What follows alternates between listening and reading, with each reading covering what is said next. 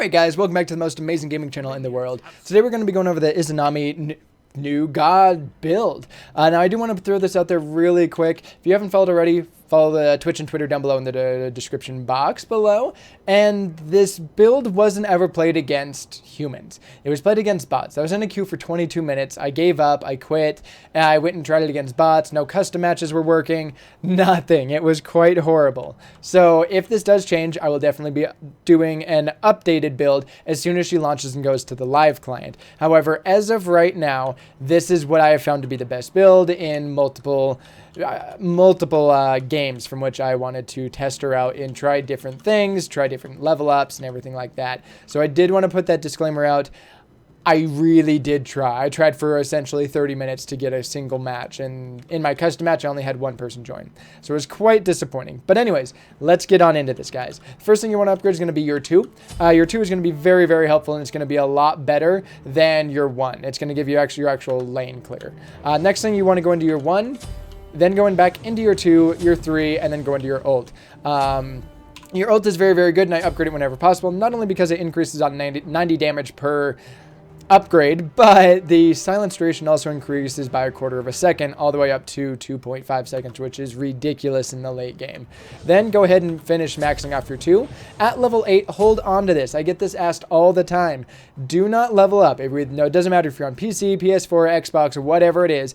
Do not put a point into level 8. Take off auto skills. That means at level 9, you can go into your 2 and your ult because you will use the skill point you get at level 8 and the skill point you get at level 9. Then at this point, you do want to start maxing your 1. Your 1 is going to be very, very helpful. Like I said, upgrade the ult whenever possible. Your 1 gives you that steroid and some bonus attack speed as well, and power. Now to actually get into the point where you guys actually love is going to be the build. Now to start, her lifesteal was very unsatisfactory compared to others because she clears lanes so quick and she doesn't really get the full lifesteal off min waves and things like that. This is why I go with Soul Eater with her, and we'll talk about that shortly. But without going into any starter items or anything of that sort, the first thing that I do go into is Warrior's Tab. The reason why is because I want to get some sort of physical power on board before I start going into something like lifesteal and attack speed. People that do Devours actually get some power from that, and they also gain power with the stacks.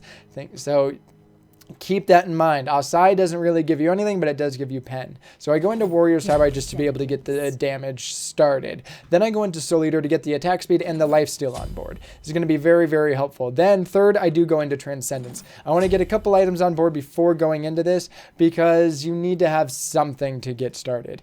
And this, it definitely was decent, but as you guys have probably seen my other hunter builds, I don't build Transcendence first because I think that it's way too much gold to dedicate right off the bat. You don't get a starter item or anything, and you kind of fall behind. So Transcendence is going to be very good. You're going to build stacks incredibly quick because her lane clear is fucking crazy. The next one I do go into after Transcendence is going to be Concise. Then I go into Deathbringer and then Titan's Bane. Titan's Bane and Kins is going to allow you to some tower pressure as well as be able to get through the tankier targets. Your Deathbringer is going to be able to help a little bit, and Soul Eater, the passive on this, is still decent with her. This is the only hunter in which I think Soul Eater is good. I think Soul Eater is essentially a dead item minus this on her, just because the lifesteal of the other items, it didn't really work that amazing. At this point though, late game, I will sell Warrior's Tab. The reason why is because Soul Eater also gives you a 10% movement speed. This is where I think you're going to have a huge level up with her. I never went into that last 20. I wondered why my health is a little low. But if you do sell Warrior's Tab, most people are going to have 18% movement speed. Unless they get Haste and Fatalis, they will be quicker than you.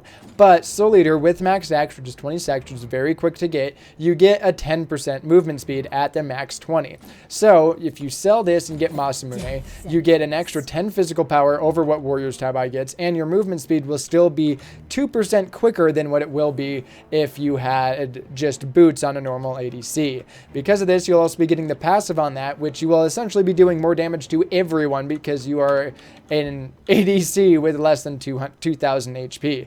This is going to help you hit pretty hard, and anyone that does have more HP than you, you're going to do damage. Now, we won't really be able to see it on Ra because he has no items whatsoever, and he only has 17, but just to show you the damage on this here, if you activate the 1, you can come on out and you do destroy them pretty quick. Keep in mind this is with no stacks on Transcendence or Soul Eater, so it's very, very helpful.